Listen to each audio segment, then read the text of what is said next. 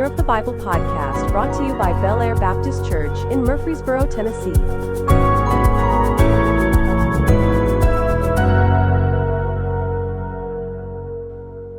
Welcome to the Belle Aire Baptist Church's Year of the Bible podcast. I'm Steve Hiller along with Pastor Grant Gaines. And Grant, we dive in. This week, we get into the book of Genesis. And before we kind of drill down a little bit on specific passages within Genesis, let's look at the book as a whole.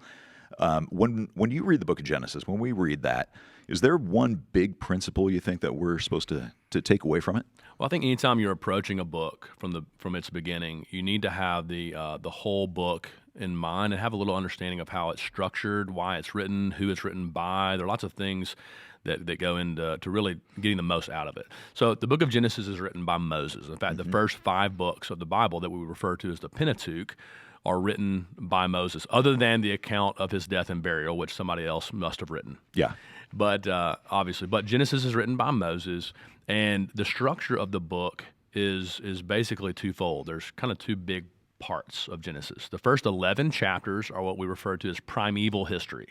And all right, so this is going to be Moses, as the author, again, giving us an account of things that happened in the very early beginning days of creation and of mankind, hundreds and thousands of years potentially before Moses and the people of Israel existed, the first audience. And so he's giving us, obviously, the creation account and the story of the worldwide flood, which, interestingly enough, even the non-Jewish people, there are secular sources that recognize that there was a worldwide flood.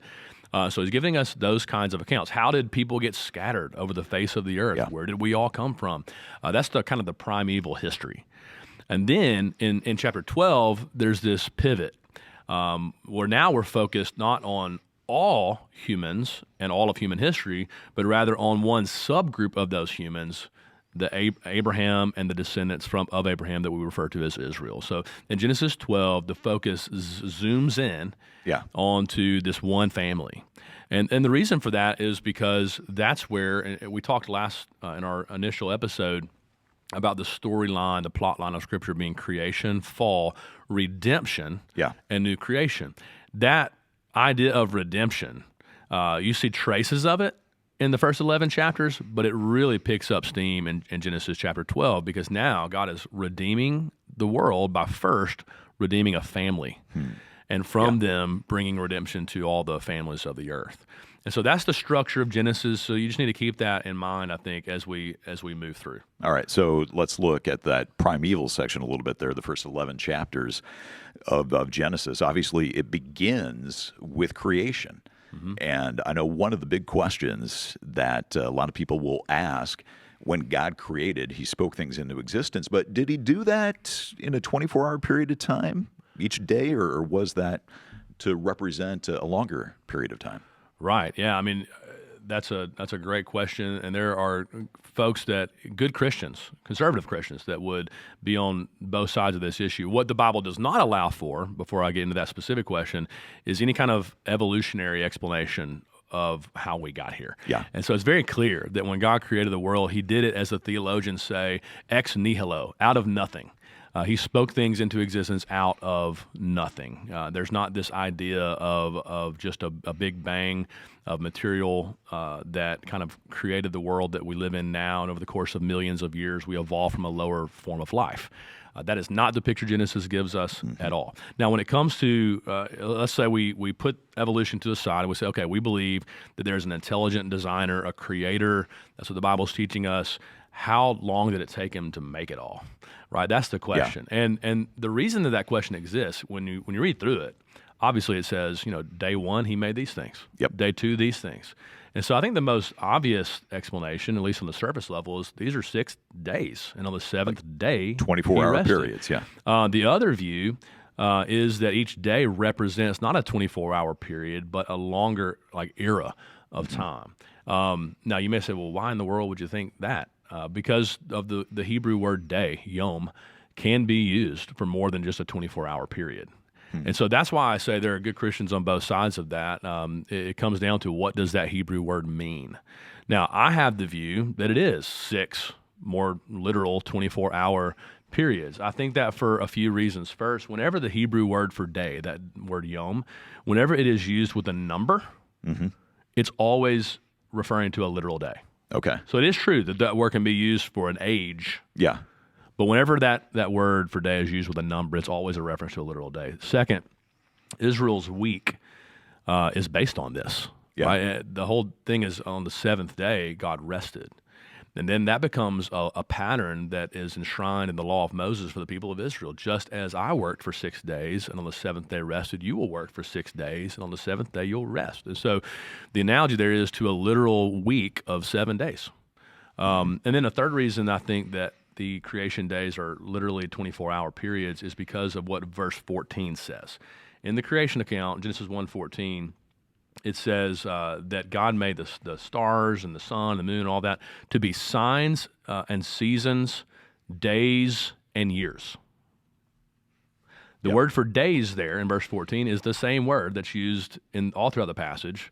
For on the first day he made this, second day he made this. And here in verse 14, signs and seasons, days and years is obviously referring to literal days, literal years. And so I think even in the context itself, you have a clear evidence that the word is being used consistently to mean the same thing throughout the passage. So that's why I hold to a literal 6-day of creation view. All right. That makes a lot of sense. Now, if we settle that for the sake of our discussion here, one of the other questions that people may kind of come up with is, all right, so when we look at creation, we see God creating all sorts of different things.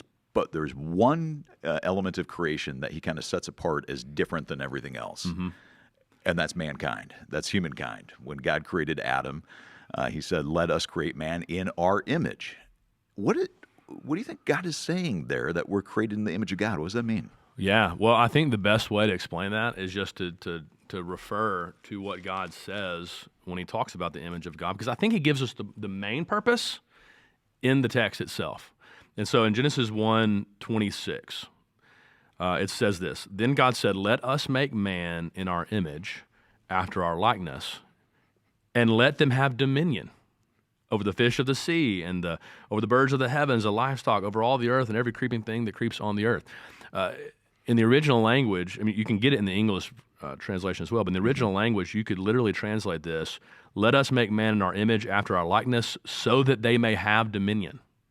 In other words, that's the explanation.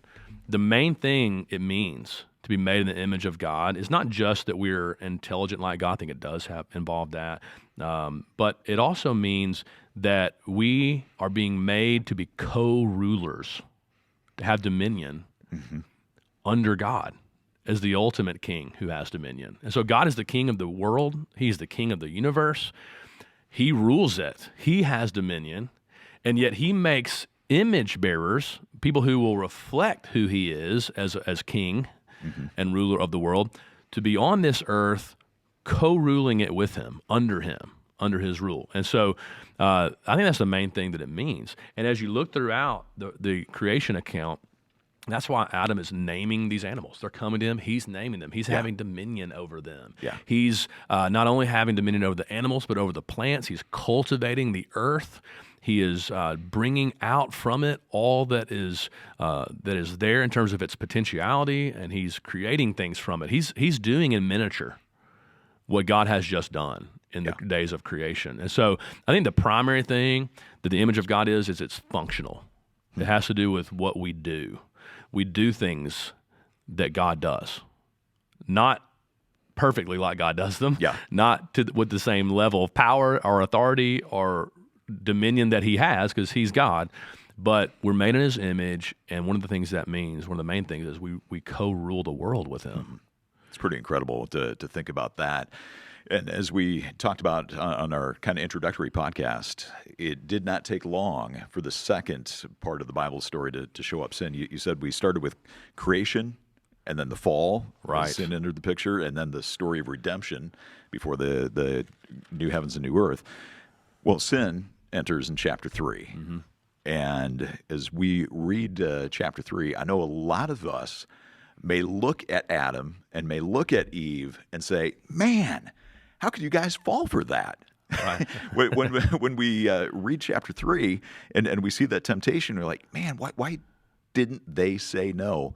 But sin marred the image of God in some way, that It picture did. that he gave.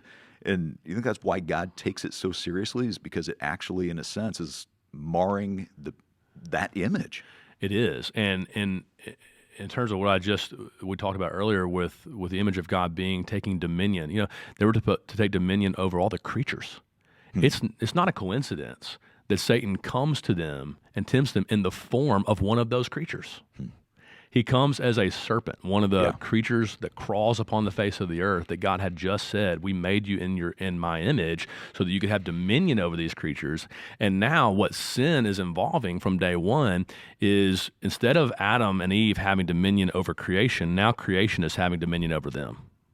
And they're allowing it to happen. Yeah. It's a failure to have dominion and to take dominion and to live out what it means to be the image of God. And so it really is literally a reversal of what it means to be in the image of God. And as a result, now there's pain in childbirth. Now there's toil and labor, the labor which is meant to take dominion over the earth and cultivate it and keep it. All of that now is just infused with pain and problems. Yeah. And so, that's really that's the tension. Talk about a story, you have main characters, a plot line, and then all of a sudden there's this tension involved. Yeah. And the question now for the rest of the story is, how are we going to deal with the tension of sin, the curse, Yeah. that comes upon the earth, that now there's thorns and thistles and pain and death and all these things. How is that going to be resolved? And what's amazing is, right there, smack dab in the middle of the curse passage in Genesis 3, after Adam and Eve sin and God comes and says, here's going to be the consequences. Yep. Right in the middle of that, he actually gives us the answer to how it's going to be resolved. And so you have what many refer to as the first preaching of the gospel in Genesis chapter 3, verse 15, where the Lord is speaking to the serpent, speaking to Satan, and says, I will put enmity between you and the woman, and between your offspring, Satan, and her offspring, humans. He shall bruise your head. The offspring of Eve shall bruise your head, and you shall bruise his heel. There's going to be this war throughout the rest of the story of the Bible between Satan and humans, God's image bearers. Satan is going to wound us by bruising our heel. But one of us, we don't know who it's going to be yet in the story, one of the descendants of Eve is going to wound his head. That's a death blow. Yep. And so from day one, Adam and Eve are being taught by God to anticipate redemption, to anticipate how this tension of sin and curse is going to be resolved, and how the perfect world that God originally made that was all good is going to be made good again. And so they're looking to one of their descendants. Which one will it be? We don't know. And so we're introduced to all these potential Savior figures all throughout the story. And it's not till you get to Jesus that you see, okay, here's the one who's going to crush Satan's head, defeat the enemy, redeem the world, deliver us from the curse. Yeah. And so this is a perfect example of what we talked about in episode 1 of Jesus being on every page of the Bible. Yep. And it really is true. At the very beginning of the story, you're not 3 chapters in, and you see that, man, we need Christ. We need that descendant of Eve to come and to undo what Adam and Eve did. And that's why Paul, by the way, calls Jesus in Romans 5 the second Adam. Yeah. The second Adam. The first Adam messed up big time, and we're all suffering as a result. The second Adam came, and where the first Adam failed, Jesus succeeded. Yeah. Well, he succeeded, and we're so grateful that he did, because we look at the effect of sin in those chapters, or following chapter 3, and you see how bad it gets, how ugly it gets. God getting to the point where he decides to destroy the world with that flood and saving Noah, and the line continues until we get to chapter 12. Right. And as you already pointed out, it's at that point there's a bit of a pivot where the focus kind of narrows in on one man and one family, and eventually we will get to Jesus. But interesting that God chose Abram. What do you think we learn from the fact that here is this seemingly random man, idol worshiper, and God says, you know what? I'm going to carry out my plan through him. Right. Is there any lesson that we can take away from that? Well, God makes it very clear to Israel later in their history, are the descendants of Abraham, that he did not choose them because they were better than any other nation in the world. He didn't choose them because they had their act together. As you mentioned, he's from Ur of the Chaldeans, which was a pagan place, a pagan people. But here's the deal. That's all God has to work with at this point. There are no amazing believers, in Yahweh. Right before Genesis 12, with the call of Abraham, you have the Tower of Babel. Right. Everyone on the face of the earth is rebelling against God by trying to exalt themselves to the heavens. And then they're all scattered as punishment. And then from that group of people who are all sinners, falling short of the glory of God, God calls a people for himself and begins to redeem them. And we just learn, in the same way that we as Christians, we're not saved because of any good thing in us. We're saved because of God is merciful. And so he calls Abraham, and you really do, this is extremely important. God makes a covenant promise to Abraham. Yeah. And the idea of covenant is going to be really important as we go throughout the Bible. As a covenant is a binding agreement and relationship between God and people. And so in Genesis 12, he calls Abraham, and this is the covenant promise that he makes to him. It's threefold. He says, Abraham, go from your country and your kindred and your father's house to the land that I will show you. And I will make of you a great nation, and I will bless you and make your name great so that you will be a blessing. I will bless those who bless you, and him who dishonors you I will curse. And in you all the families of the earth shall be blessed. Now, how many times does the word bless show up there? A lot. Yeah. And why is that significant? Well, because in Genesis 3, we saw curse. Yeah. Adam and Eve sinned and it brought curse on the world. Now God is, for the first time since, he is beginning to bring blessing instead of curse. That's what redemption is. God blessing us despite our sin and the curse we deserve for it. And the threefold blessing is, I'm going to make you a great nation, so people, which becomes Israel later. I'm going to give you a place, this land that I'm going to show you. Yep. And I'm going to make you a blessing. So I'm going to bless you, and then through you, all the families of the earth will be blessed. And right there, you find that God is not just calling Abraham to bless him and his biological descendants. He's calling Abraham so that through his family, blessing can flow to all the families of the earth, as verse 3 says. So this is really the beginning where the idea of redemption is really picking up steam and is ultimately fulfilled in the rest of the Old Testament with the people of Israel and then ultimately Jesus. Yeah. And if we skip ahead just a couple of chapters here to chapter 15, we see God making this not a conditional covenant, not Abram, if you do this, but like, I am going to do this. Right. And so based on who God is, his nature, his character, we know that God is going to fulfill these promises that he's made to Abram. Or to Abraham, and interesting as we watch how that plays out throughout the rest of the storyline of the Bible. Yeah, so in Genesis 12, this is all part of this week's reading. In Genesis 12, God calls Abraham. Yeah. He makes the covenant promises. In Genesis 15, you actually have the cutting, what's referred to as the cutting of the covenant. That's how people would word it. And literally, there's this sacrifice involved. And so God says to Abraham, take these animals, cut them in half. That is the blood sacrifice that is initiating this relationship that we call a covenant between God and Abraham.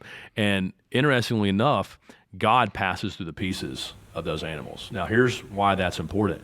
Whenever people would make a covenant like that, if you and I were living in Abraham's day in the ancient Near East and we're making a binding contract or covenant together, we would often offer a sacrifice to initiate that, and then both of us would walk through the pieces of that animal, and the symbol would be, if I don't hold up to my end of this covenant agreement, may what has happened to these animals happen to me, right? And yet in Genesis 15, only God walks through the pieces. Yeah. Abraham doesn't. God is saying, if I don't hold up to my end of the bargain, then may what has happened to these animals happen to me, and obviously God's going to hold up to his end of the bargain. Yeah. And so in one sense, God is binding himself to this people, which is really good. It's unconditional in the sense of no matter how much you fail Abraham or the Israelite people who come from you, and we learn by reading the Bible, it's going to be a lot. They're going to fail a lot. No matter how much you fail, I'm going to make sure, maybe not in your generation, maybe not in your children's generation, but in some future generation, I'm going to make sure that that your people, and then through Christ, all people, receive the covenant promises I've made to you, which are having a great people, being in a great place, land, and then also receiving God's blessing. Well, as we continue through the storyline of the Bible, we're going to see how that continues to play out. And so I hope that you will be joining us as we continue these podcasts each week, that you'll keep up with Bible reading. And Grant, we've got a number of different resources available to help people do that. BelleAireBC.com/Bible. And that's the place where you can go and you can find the reading plan and other resources.